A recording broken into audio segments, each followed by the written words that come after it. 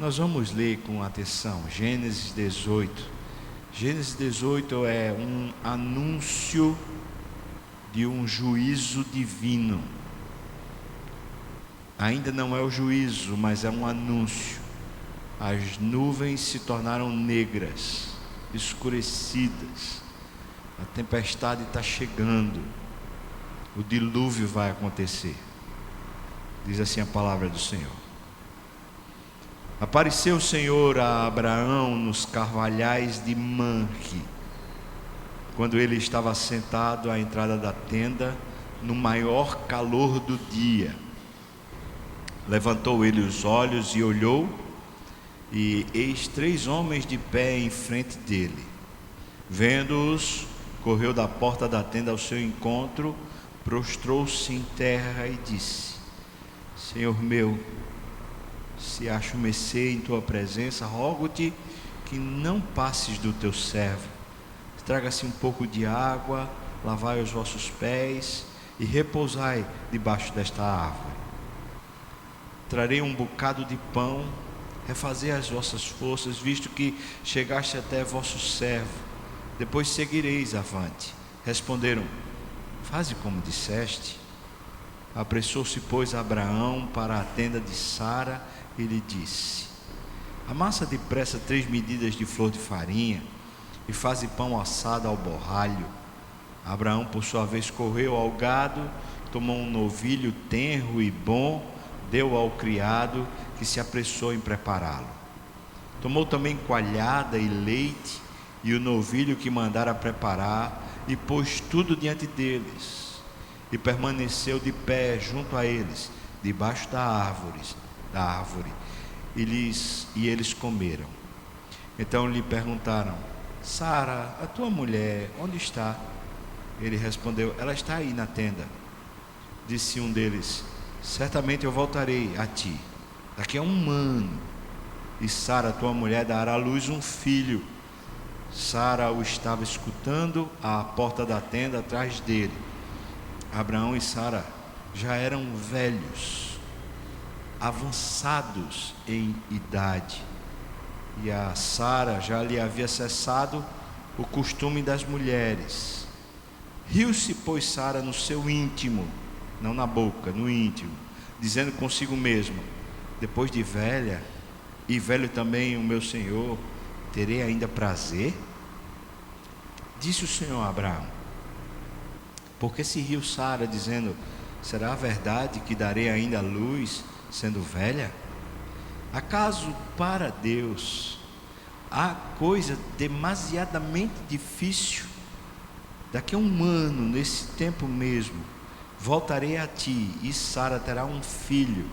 Então Sara, receosa, o negou, dizendo: não me ri. Ele, porém, disse: não é assim, é certo que riste.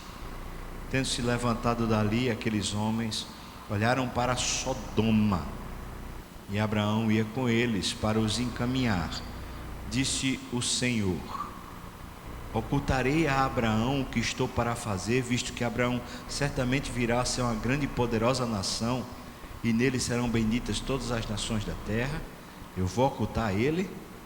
Versículo 19: porque eu o escolhi para que ordene a seus filhos e a sua casa depois dele, a fim de que guardem o caminho do Senhor e pratiquem a justiça e o juízo, para que o Senhor faça vir sobre Abraão o que tem falado a seu respeito.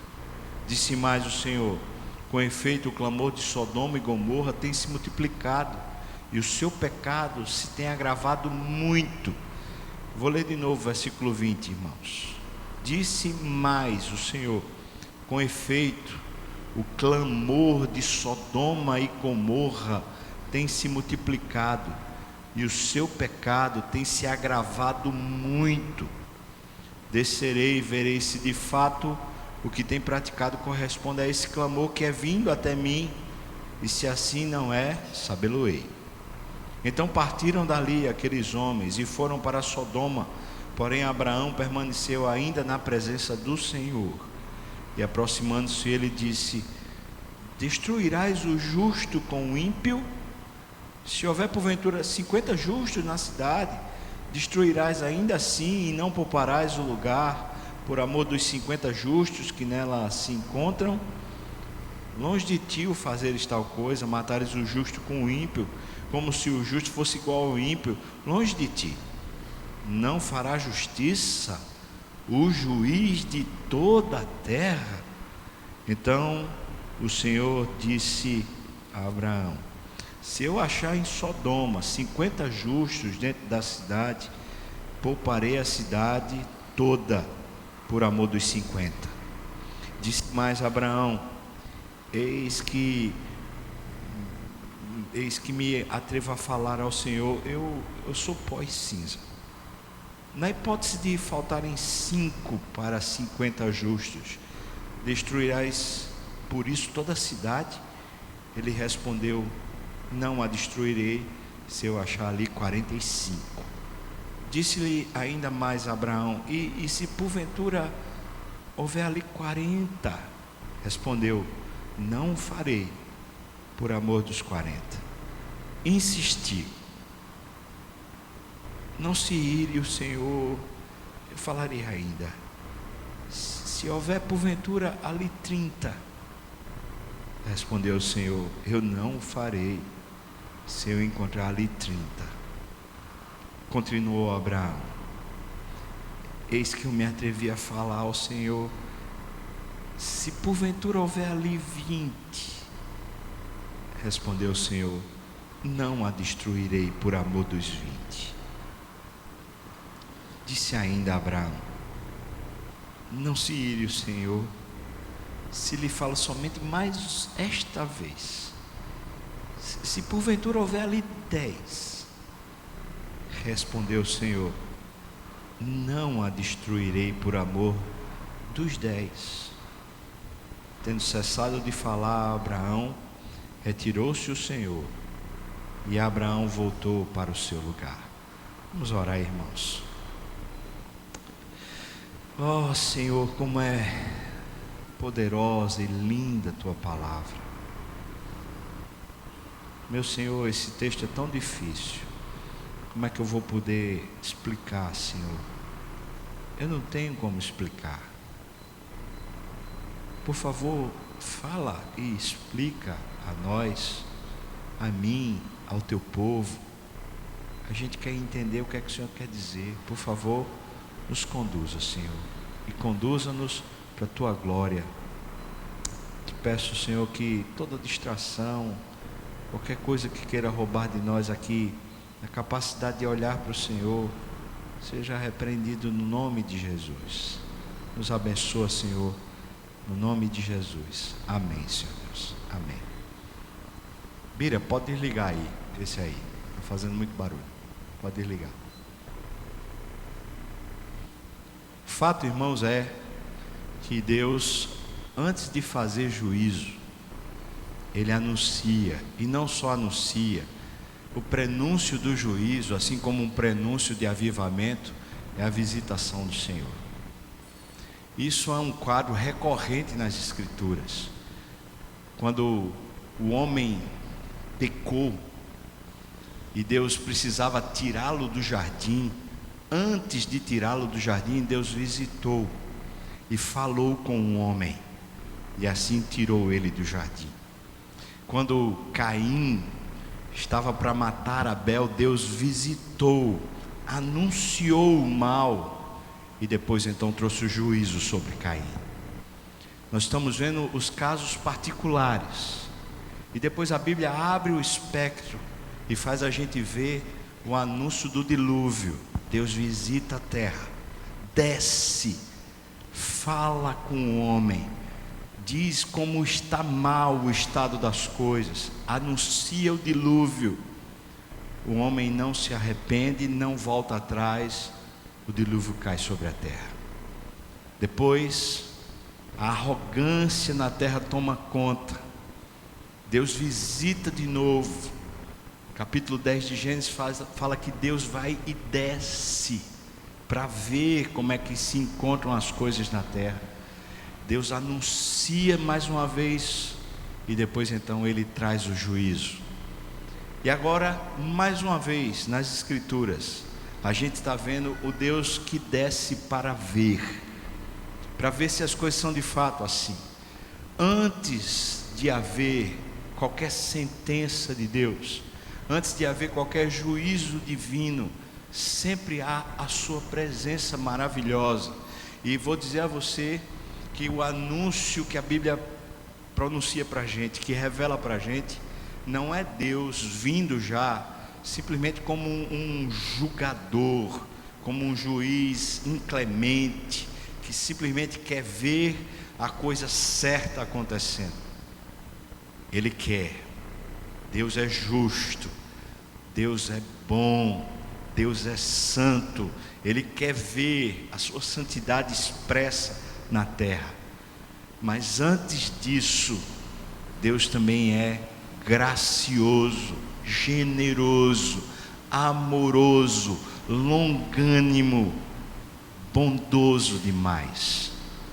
E quando ele desce para anunciar o estado das coisas, o que vem antes do juízo é a graça. O que vem antes da denúncia do pecado é o agir gracioso de Deus. E o quadro maior desse texto, a história maior da destruição de Sodoma e Gomorra, vai se revelar nesse encontro, Deus fazendo questão de descer e passar antes pela tenda de Abraão. Só havia uma pessoa que importava para Abraão naquela cidade chamada Sodoma e Gomorra. Era o seu sobrinho, meio que filho adotivo, chamado Ló. Ló tinha sido fruto da desobediência de Abraão. Eu preciso lembrar essa história. Eu preciso lembrar para o meu coração. Deus tinha dito para Abraão: sai da tua terra, sai da tua parentela. E Abraão trouxe Ló consigo, até que chegou um momento em que havia uma disputa entre os pastores de Abraão e os pastores de Ló. E então Abraão, no cimo do monte, conversando com Ló, disse assim: escolha a direção que você for, leva os seus pastores, eu vou para a direção oposta. E diz o texto lá que Ló olhou para aquela campina verde, onde haviam duas cidades, Sodoma e Gomorra, cidades prósperas, e Ló desceu para Sodoma e Gomorra, enquanto que Abraão desceu para uma região árida, deserta, com o seu rebanho e com os seus pastores. Aquele momento era um momento de decisão. Abraão estava dizendo: eu vou confiar no Senhor, enquanto que Ló estava dizendo: eu vou confiar no que eu vejo, eu vou confiar nos recursos que eu consigo ver e administrar. Ló desceu para Sodoma e Gomorra e passou a viver numa sociedade não apenas ruim, má, mas uma sociedade extremamente corrupta. Depois a Bíblia vai usar esse episódio de Sodoma e Gomorra, a semelhança de outras equações na Bíblia, como por exemplo quando Deus fala de Mara, outro lugar que a Bíblia cita, Lodebar, outro lugar que a Bíblia cita, especialmente no Novo Testamento. Esses lugares ficaram símbolo na história toda bíblica de perdição, de uma situação que aos olhos de Deus era caótica, desprezível, repugnante. Deus simplesmente não tinha como aceitar o estado das coisas. Sodoma e Gomorra se tornou, no cenário bíblico, sinônimo de depravação moral e corrupção. Depravação moral e corrupção. Sodomia ficou conhecido até hoje como sinônimo de homossexualismo. Sodoma e Gomorra vão se revelar biblicamente como sendo, aos olhos de Deus, repugnantes, desprezíveis. Deus não vai aceitar. Deus não vai aceitar. ele desce, passa pela tenda de Abraão, e Abraão se encontra com ele e passa a conversar. O destino de Deus é ver se as coisas lá em Sodoma e Gomorra são de fato como estava chegando a sua presença. Aí você pode dizer assim: que história é essa, pastor? Como é que Deus precisa descer e ver? Por favor, irmão, não se confunda. Existem na linguagem bíblica antropomorfismos, que quer dizer que às vezes a linguagem bíblica segue uma maneira de compreensão humana. Deus às vezes se limita e se reduz à nossa compreensão, e esse é o quadro. Deus já sabia o que havia em Sodoma, Deus sabia exatamente o que haveria de acontecer em Sodoma. Deus sabe o tamanho da corrupção. O que Ele está revelando no quadro para a gente, para que a gente entenda o coração de Deus, é como Deus age quando Ele vê a iniquidade instalada na terra. O que é que se passa no coração do Deus Pai quando Ele observa que a corrupção tomou um estado geral, tomou o coração de uma família, o coração de uma cidade, o coração de uma nação, ou o coração da terra toda. Eu gosto de ver esse funil que a Bíblia faz: terra toda, depois cidade, depois família, depois indivíduo. E conquanto Deus possa usar uma disciplina ou um juízo sobre a nação para tratar com o indivíduo, Deus às vezes não faz a sua disciplina ou o seu juízo sobre a nação toda, nem sobre a cidade toda, nem sobre a família toda, às vezes só com o indivíduo, a depender de cada caso. O que é que Deus está mostrando para a gente? Está mostrando que antes que Ele venha, antes que Ele traga o juízo, Ele deixa que a graça opere, tenha possibilidade de operar. E se eu for especular talvez aqui, esse quadro bíblico aqui seria a situação da vida do mundo antes da vinda do Cordeiro, antes da vinda do Filho de Deus, quando virá no seu cavalo com o juízo para julgar a terra, julgar as nações e os povos com equidade. Esse cenário de Deus visitando a tenda de Abraão é o cenário de Jesus visitando a terra e trazendo a possibilidade de que haja arrependimento, que haja mudança de situação antes que Ele traga o juízo sobre todos os povos. A gente está usando um quadro particular para entender um quadro geral. Nós vivemos a época da tenda, nós vivemos a época da visitação de Deus, quando Ele vem arrazoar conosco, quando Ele vem conversar conosco sobre o estado das coisas no mundo, quando Ele vem dizer para nós que Ele está descendo para sondar se de fato o que Ele recebe lá no trono dEle, as notícias, a ojeriza que Ele sente lá no trono dEle, se de fato é assim mesmo que acontece na terra. Deus está descendo, Ele está visitando, Ele está sobre nós, Ele está conversando conosco, Ele está ensinando a gente, enquanto ainda não vem aquele dia glorioso, o dia bendito, quando o Senhor virá como um leão que ruge, e que vai definir de uma vez para sempre os termos e as equações.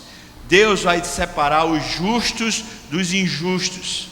Deus há de condenar eternamente aqueles que não são salvos, e Deus há de abençoar eternamente aqueles que são salvos. A gente não pode brincar com essa história. Essa não é uma história de brincadeira. Essa é a história da vida. Eu e você, enquanto estamos aqui, estamos sendo visitados. Nós estamos nos carvalhais de mangue, esperando a visitação, e Deus está descendo e conversando com a gente e falando sobre o tempo que a gente está vivendo. E os dias são maus. Às vezes o diabo é extremamente astuto. Ele lança uma espécie de névoa para que a gente fique tateando sem observar claramente o quadro, a feiura, a complexidade do momento que vivemos. Talvez hoje a nuvem, a poeira que não deixa a gente ver o cenário, seja a crise econômica que vivemos no país. A crise econômica, a crise política, faz com que a gente veja o quadro só em parte. É como se a gente só estivesse se preocupando, de certa forma, com o impacto disso tudo no nosso bolso, na nossa economia pessoal, e não deixa a gente ver o quadro maior. E qual é o quadro maior? Deus está olhando para o Brasil, assim como Ele está olhando para a terra toda. E o nosso país, Brasil, tem afundado gravemente na corrupção.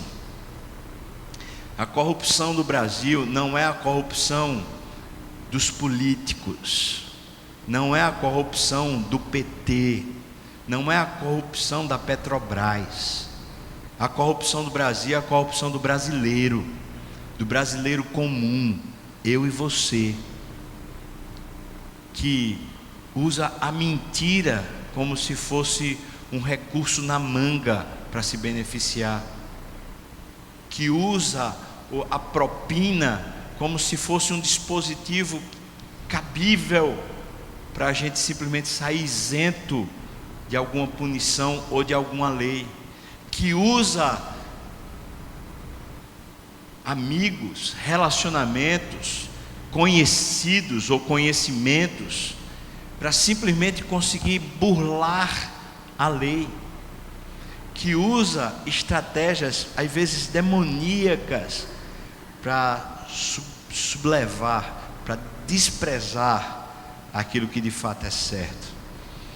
Nós somos uma nação de corrupção e, portanto, preciso dizer que nós somos um povo extremamente corrupto. Vai do particular até o geral. Se a gente tivesse de ser eleito e posto lá em Brasília, diante do quadro que tem lá, diante das relações e da dinâmica já estabelecida no sistema, será que eu e você conseguiríamos ser diferentes? Aí você pode dizer assim: conseguiríamos, porque Deus é maior. E nessa perspectiva eu vou dizer, é verdade, conseguiríamos porque Deus é maior. Mas olhando para a nossa história, olhando para os nossos 10 últimos anos, quantas vezes nós furamos o sinal vermelho? Quantas vezes nós usamos a mentira? Quantas vezes nós usamos a meia-verdade? Quantas vezes nós usamos ou confiamos no dinheiro para algum tipo de benefício pessoal? Quantas vezes nós usamos artimanhas para nos darmos bem? Quantas vezes? Olhando para a nossa história, se a gente tivesse a oportunidade de comando, a oportunidade de fechar contratos para enriquecimento pessoal, olhando para a nossa história, sem olhar para a história de seu ninguém, mas olhando para a nossa própria história, será que nós não faríamos o mesmo? Irmãos evangélicos que são postos em cargos e funções aí para ganhar dinheiro sem trabalhar, sem fazer absolutamente nada. Irmãos evangélicos que votam no candidato não porque tem consciência e diz: esse aqui eu sei e acredito que vai fazer um bom governo, mas porque vai receber algum tipo de benefício pessoal. Eu não estou falando só do povo, de maneira geral, estou falando de irmãos, crentes. Quantos de nós usamos a corrupção? Na hora da prova, a gente vai lá e dá uma filadinha. Na hora de se esquivar da culpa, a gente vai lá e culpa o outro. E às vezes a gente usa uma série de mentiras para deixar a culpa sobre o outro e não assumir a responsabilidade. Irmãos, talvez você seja fora desse quadro, talvez você seja diferente do quadro geral do Brasil, do quadro geral dos brasileiros. Talvez você diga assim: eu sou honesto. Não estou falando de honestidade simplesmente de você pagar o que é lícito ao governo, ou de você pegar um troco errado e você devolver, ou de você encontrar um dinheiro e entregar para a pessoa que perdeu. Eu não estou falando só desse tipo de honestidade, eu estou falando da honestidade processual, eu estou falando da honestidade comportamental, eu estou falando da honestidade moral, eu estou falando da honestidade de consciência. Se olharmos para o quadro do Brasil, a gente não precisa olhar para Brasília, a gente não precisa olhar para Petrobras, nem para partido político nenhum.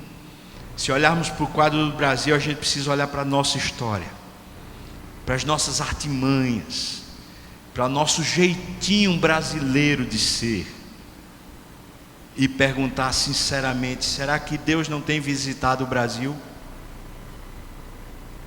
Será que Deus não tem chegado até a nossa tenda, a porta da nossa casa, e tem passado um tempo conosco, fazendo um tipo de conversa muito pessoal, lembrando as promessas que Ele mesmo fez para a gente, promessas de que Ele vai nos usar, de que Ele vai nos capacitar, mesmo no meio da nossa incapacidade, da nossa falta de condição pessoal. Ele fez isso com Abraão e Sara. Enquanto eles eram servidos com uma comida lá poderosa que os sustentaria, enquanto eles eram servidos, eles fizeram questão de confirmar a promessa e a aliança. Daqui a um ano você vai ter um filho, Sara. Sara se riu, mas o anjo estava confirmando a promessa. O anjo do Senhor, o próprio Senhor, estava confirmando a sua palavra e dizendo: vai acontecer. Será que para Deus há impossíveis? Essa é a pergunta, trazendo de volta a fé, fazendo de novo o coração despertar. Sara, que estava se rindo, ficou com medo. Afinal de contas, gente crente, que está diante do Senhor, que tem os olhos do Senhor fitos sobre si, mesmo quando desconfia, gente crente feito eu e você, mesmo quando a nossa fé não consegue acompanhar a promessa, quando Deus olha para a gente com seriedade, a gente diz: vamos parar de rir, porque o negócio é sério. Deus é fiel, Deus está reforçando, está trazendo de volta esperança ao coração deles. Mas a visita não é uma visita casual, é uma visita para checar o estado das coisas em Sodoma e Gomorra. Ele está passando, ele está indo em direção ao seu propósito de juízo. É nessa hora, irmãos, é nessa hora que a gente precisa despertar o nosso coração. É na hora da visitação do Senhor que eu e você precisamos olhar para a nossa própria história e pensar em correções que nós precisamos fazer. As nossas correções maiores não diz respeito a gente simplesmente readequar orçamento. As nossas correções maiores não diz respeito a simplesmente a gente fazer algum tipo de maracutaia para a gente se dar bem, algum tipo de projeto ou planejamento para simplesmente a gente ter os recursos necessários. Eu sei, eu estou sentindo na pele a crise que o Brasil está vivendo. Eu sei, a gente como igreja está sentindo na pele a crise que o país está vivendo. Entretanto, eu vou dizer para você, irmão, a grande reforma que Deus quer fazer não é de cunho financeiro, A grande reforma que Deus quer fazer é de cunho ético e moral. A grande reforma que Deus quer fazer é sobretudo espiritual, trazendo de volta dependência, fazendo eu e você de novo fiéis ao Senhor. O tempo da visitação é o dia de hoje. Deus está visitando a terra. Os profetas, seja lá de que nome você queira chamar, os que anteveem o cenário próximo, eles estão dizendo que 2016 vai ser um ano difícil, um ano caótico para o Brasil. Parece que o cenário não é bom, não é positivo. Estão dizendo o tempo todo que a coisa vai acochar e vai apertar ainda mais. Você está ouvindo esse negócio, como é que se administra no seu coração? Você simplesmente fica indignado e quer simplesmente o sangue lá de Dilma. Não estou defendendo ela não, mas eu estou falando com você como crente. Esse é o tempo da visitação. Talvez Deus está usando esses profetas ou falsos profetas, ou seja, aqueles que são os prognosticadores, aqueles que estão anunciando o futuro. Talvez Ele esteja simplesmente usando esse povo para dizer para mim e para você: eu estou olhando, eu estou vendo, eu estou percebendo. É um dia caótico, é problema mesmo. O Brasil está desestruturado por causa da sua corrupção. Eu estou vendo. E pode mudar o que for, pode botar quem quiser. A grande questão não é isso. Deus quer trazer de volta aqueles que são dele. Não é a nação toda, mas Deus quer puxar de volta aquele povo de propriedade exclusiva de Deus, trazer de volta o povo de Deus à dependência do Senhor, ao apego no espírito de dizer de fato e de coração: eu quero o Senhor, eu amo o Senhor, eu desejo o Senhor, eu aspiro pelo Senhor mais do que o guarda aspira o amanhecer. Eu desejo o Senhor, trazer de volta um povo ao Senhor. Esse sempre é o viés com que Deus trata a história.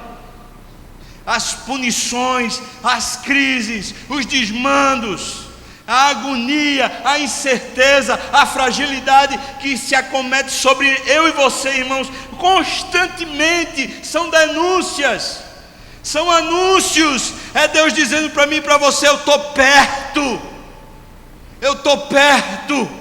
Eu estou vendo, eu estou sentindo essa agonia, o juízo está chegando, eu estou perto, olha para mim, olha para mim. Eu quero me relacionar com você. Não perca seu tempo simplesmente vendo as notícias, simplesmente se indignando contra as questões que são simples mesmo e medíocres, porque para aquele que tem fé, para aquele que crê nas promessas do Senhor, ainda que muitas vezes rindo por dentro, ainda que muitas vezes duvidando, aquele que crê sabe que o Senhor não faltará, o Senhor será fiel na crise, o Senhor vai prover o que é necessário para mim e para você na crise. E se eu e você ficarmos desempregados, e se faltar mantimento, e se a gente abrir lá as comportas da nossa casa e olhar e disser: meu Deus, não tem sequer um fubá para fazer um cuscuz, não tiver nada para fazer, Deus será fiel e há de suprir-nos em abundância em todas as coisas. Deus é fiel. Eu não sou pastor dessa linha de teologia da prosperidade, mas eu sou um pastor que creio na presença poderosa e suficiente de Deus. Eu creio naquele que vem e vê e sabe a dor e a opressão e a crise, mas está usando exatamente isso, esse cenário caótico, está usando exatamente isso para mostrar para mim e para você o que é a nossa história. Não é a história de Dilma, não é a história de Lula, mas o que é a minha história, a sua história, a história de cada um de nós aqui. As nossas próprias falcatruas, os nossos próprios tropeços, a nossa própria prostituição, a nossa própria corrupção. Está dizendo para mim e para você, igreja brasileira, igreja presbiteriana das graças, que mora em Recife, Não adianta você se indispor com o governador. Não adianta você falar mal do prefeito. Não adianta você falar de vereadores. Igreja, está na hora de você falar comigo. Está na hora de você crer em mim. Está na hora de sua esperança estar em mim. Está na hora de você voltar. Essa história de juízo e de colapso, é uma história para lembrar a gente que os cenários não mudam sem propósito, e que o juízo vai chegar, há de chegar, e quando chegar, dói, e não dói pouco, dói muito. A conversa é extremamente elucidativa. Homens de Deus, feito eu e você, homens e mulheres que caminham com o Senhor de verdade, que sabem o que é o prazer de orar, gente de verdade que sabe o prazer de ler a Bíblia, de ser consumido pelas Escrituras, de abrir o livro e se deleitar nos mandamentos do Senhor, gente de Deus de verdade, feito eu e você. Quando recebe a visita, quando recebe a palavra, quando recebe o Deus que nos instrui, a gente precisa ouvir o que Deus está querendo dizer com a gente.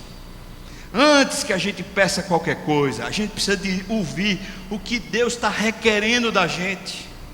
Irmão, não é sem propósito. E se essa crise não se avizinhou a você, não chegou na sua casa, não estou falando só da crise financeira, talvez você olhe assim e fala: rapaz, a minha família está tudo bem, meu casamento está uma bênção, meus filhos estão uma bênção, eu não estou tendo problema nenhum não, a gente está com saúde inclusive para a gente esse cenário caótico de crise financeira tem sido até um benefício, porque a gente é exportador, o dólar alto, então a gente está ganhando até mais. Eu não sei qual é o seu quadro, a questão não é essa, a questão não é o nível de desconforto, é o que é que Deus quer dizer nesse cenário. O que é que Ele quer informar a mim e a você?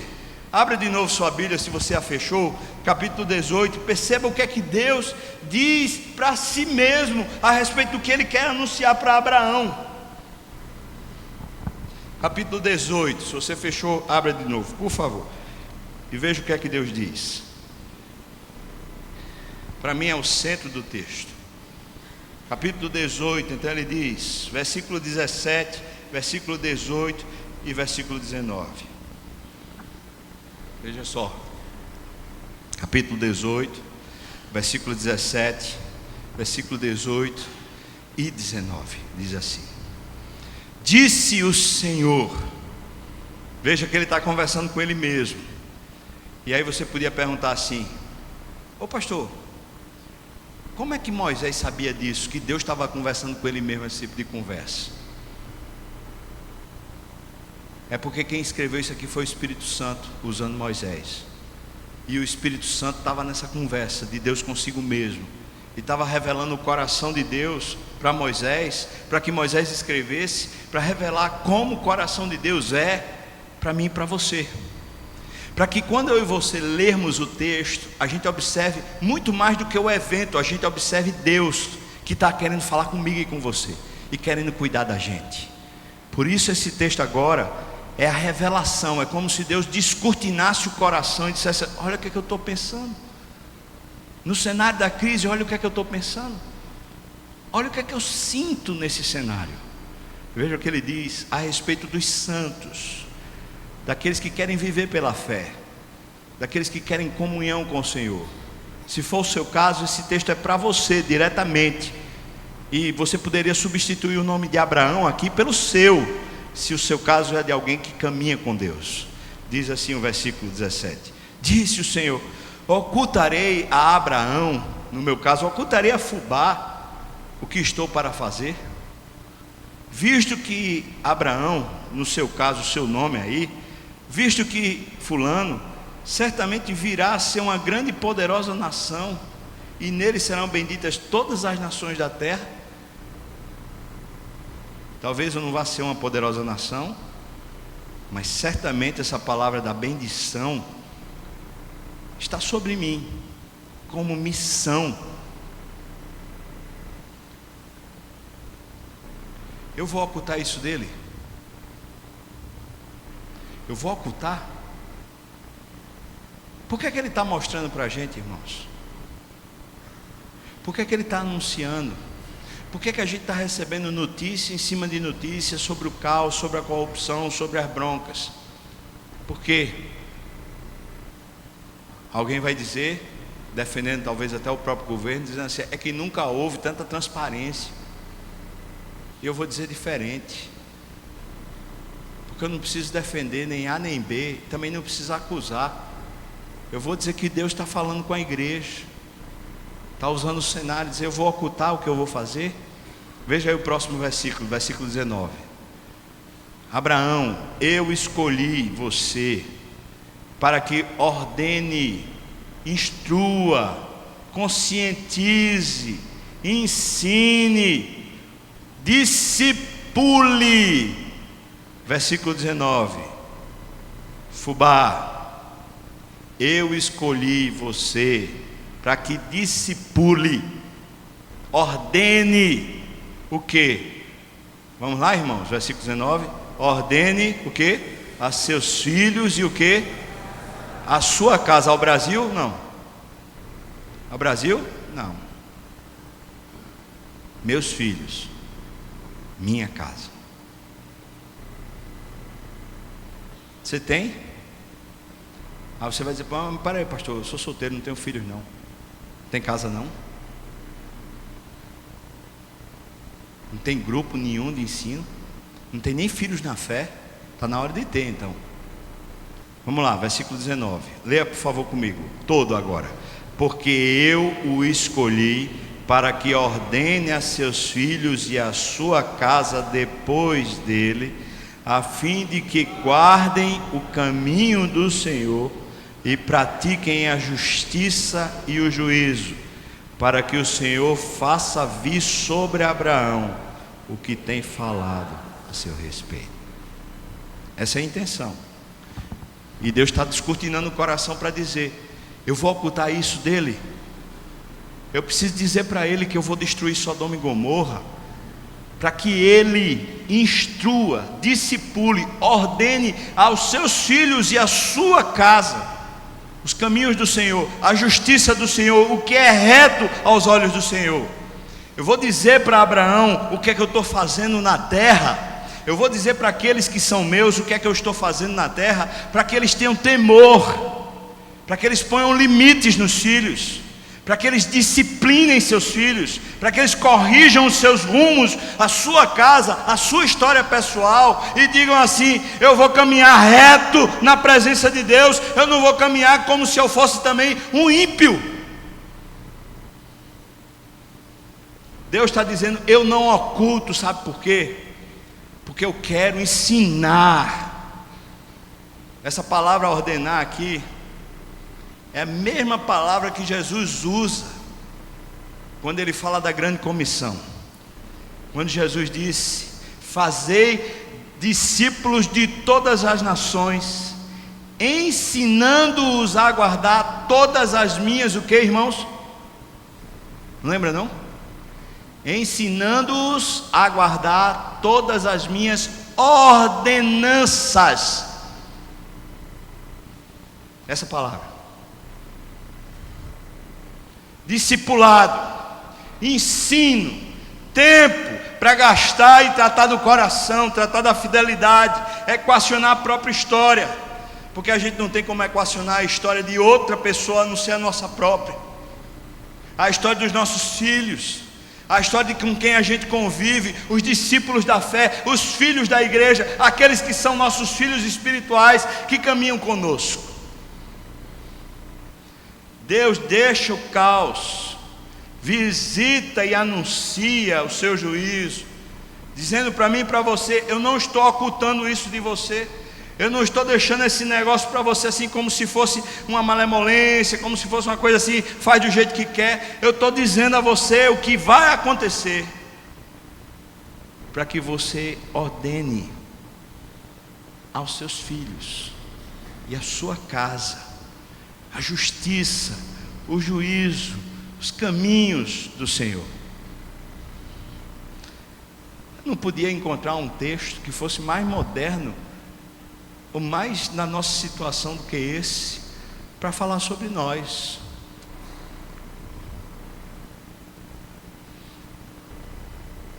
O que é que essa crise então tem a ver com a gente, igreja? Tem tudo a ver. Então, quanto à pergunta de Abraão, ou seja, o Senhor vai destruir o justo com o ímpio ao mesmo tempo? É isso, Deus? Será que isso é justiça, se o Senhor fizer esse negócio? Destruir um e o outro junto? É como se Abraão não estivesse entendendo o processo de Deus. Deus não vai destruir os santos. Deus não vai destruir a igreja. Deus não vai destruir o seu povo. Não vai destruir. Aqueles que vivem e caminham com o Senhor não serão destruídos. Mas o juízo vai chegar sobre os ímpios. Eu quero dizer para você isso com todas as letras, da maneira mais clara que eu consegui ensinar.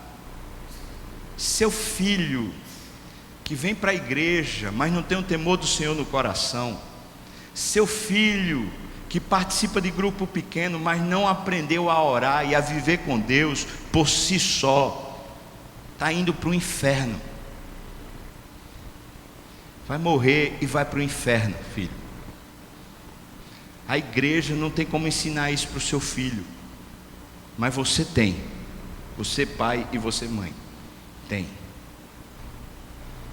Tentar dizer isso com todas as letras. Seu cônjuge, talvez seu marido lá que não é crente, que você vive reclamando porque ele faz isso, porque ele faz aquilo, um comportamento hediondo, horrível, terrível, que crise, que problema. Seu marido, esse que causa tanto transtorno para você, se não houver salvação para ele, ele vai para o inferno, vai morrer eternamente, irmão, eternamente será condenado. O juízo está chegando. Deixa eu dizer para você, marido, sua esposa, aquela que é rixosa, briga com você o tempo todo, ou então talvez ela seja aquela mulher meio sensual demais, só veste aquela roupinha, aqueles negócios, e você acha massa, né? Porque você quer aparecer diante dos colegas de trabalho, e você nem se percebe, nem se apercebe do que está instaurado no coração dela. Ela que não anda com Deus, que não tem compromisso com o Senhor, que não vivam a vida de oração e não vivam a vida de dependência do Espírito, está indo para o inferno, vai morrer eternamente. E por que a gente precisa dizer isso assim com todas as letras?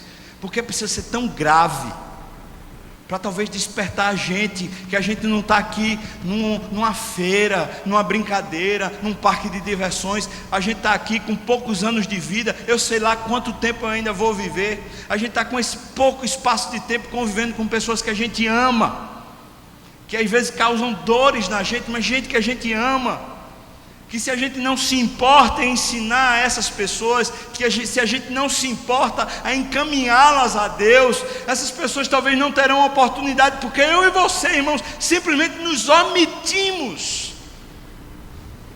Talvez um parente seu, uma tia sua, que é super jóia, que ajuda a pagar as contas, aquela pessoa participativa, íntegra, abençoadora, mas está indo para o inferno.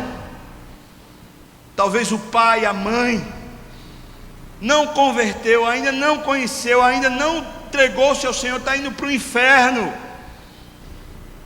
Seu vizinho, seu colega de trabalho, talvez um colega lá da escola. Hoje em dia naqueles grupos de Facebook, aqueles grupos de WhatsApp, as pessoas estão encontrando a turma de 1500 e não sei quando, vamos tomar um café, vamos nos encontrar no restaurante, vamos sair, a turma bebe, prostituição, o reencontro, muitas vezes é um reencontro de bagaceira total. Você se encontra com aquele povo e não anuncia o Evangelho.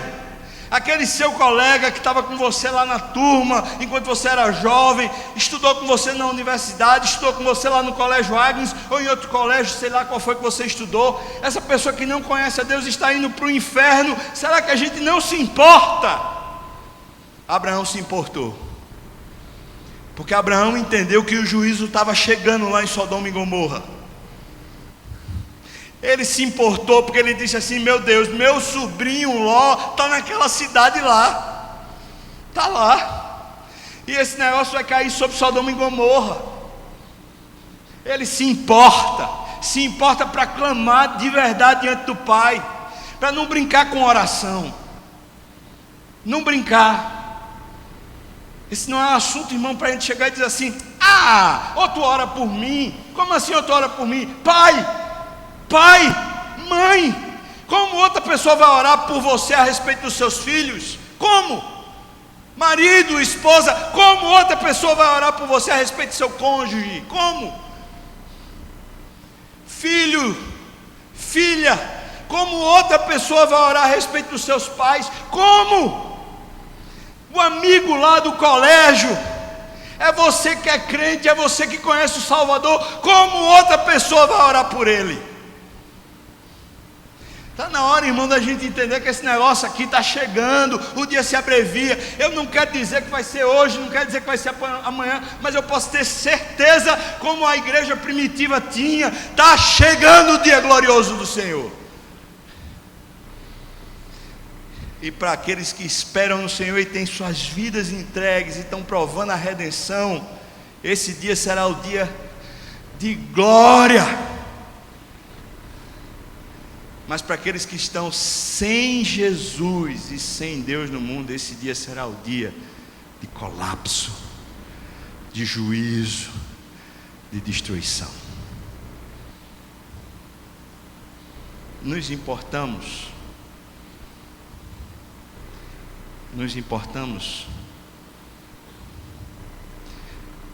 se a gente se importasse, a gente estava chamando esse povo para o grupo pequeno da casa da gente, para estudar a Bíblia.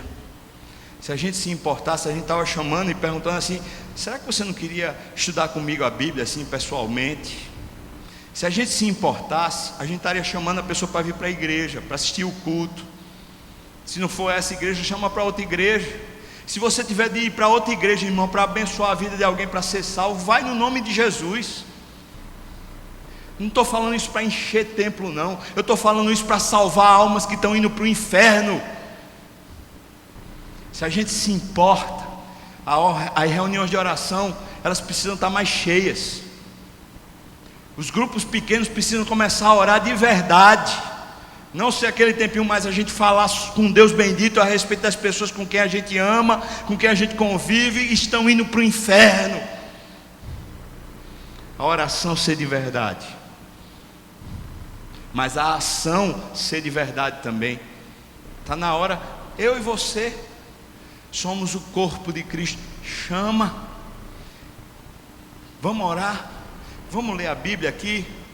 Colega de trabalho, talvez você visite uma pessoa, visite outra, seu trabalho seja visitar várias pessoas para um comércio, para ser vendedor, para um negócio ou outro. Chega lá e fala com uma pessoa com a qual você está lidando lá, diz assim: tem alguma coisa que eu posso orar por você? Tem alguma coisa que eu posso colocar diante do meu Pai a respeito da sua vida? Irmão, está na hora da gente dizer: eu me importo, Deus, eu me importo, se é que a gente se importa. Se é que a gente se importa. De repente a crise do Brasil virou fichinha. Porque quando a gente põe as proporções à luz da Bíblia, por mais que as crises que a gente passe apertem a gente, elas só são uma maneira de Deus despertar a gente para a gente caminhar com Deus. Talvez hoje Deus lhe despertou, disse assim: acorda, está na hora. Talvez hoje Deus disse para você: preciso levar mais a sério, eu preciso orar mesmo, eu preciso realmente começar a evangelizar, chamar pessoas para o compromisso, para o grupo pequeno, para a igreja, para o discipulado pessoal. Talvez hoje Deus usou do jeito que Ele quis esse momento para impactar você. Eu queria orar por você. E se você não sabe nem o que fazer, mas você foi impactado por Deus e foi despertado e precisa fazer alguma coisa e sabe que precisa, simples assim, foi impactado e disse: eu tenho que fazer alguma coisa, eu vou orar. Talvez eu vou chamar alguém para estudar a Bíblia, talvez preciso eu estudar a Bíblia com alguém. Eu vou fazer alguma coisa, eu fui impactado. Eu queria chamar você que foi impactado a se pôr de pé. Eu queria orar por você agora. A gente vai ser bem simples e bem rápido. Se você foi impactado, fique de pé. Eu quero orar por você. E na dependência do Espírito, a gente ser movido por Deus na direção do vento. Vento de Deus, Espírito de Deus. O que é que o Senhor quer? Rapaz, Ele quer despertar a terra. O que é que o Senhor quer? Ele quer que o povo dEle dependa dEle. Você está de pé. Então Deus falou com você. Deus despertou você. Tá? Aproveita, irmão, esse momento. Aproveita. Senhor, eu sei que foste Tu que falaste conosco aqui. Eu sei que o Teu anjo, Tua presença, Teu Espírito, Deus, está passeando aqui pelos corredores agora, assim, anunciando a Tua palavra ao coração. E eu não sei quais as repercussões quando o Senhor nos desperta, mas eu sei que elas são boas. Então, agora eu peço, Senhor, que assim, com a criatividade do Espírito, o Senhor dote pessoas aqui para realizarem, serem produtivas, orarem de verdade diante do Senhor, fazerem alguma coisa em direção ao perdido, Senhor. Eu clamo, Deus, desperta-nos, faz a gente caminhar e não simplesmente a gente ficar sentado assistindo, faz a gente entender que é grave.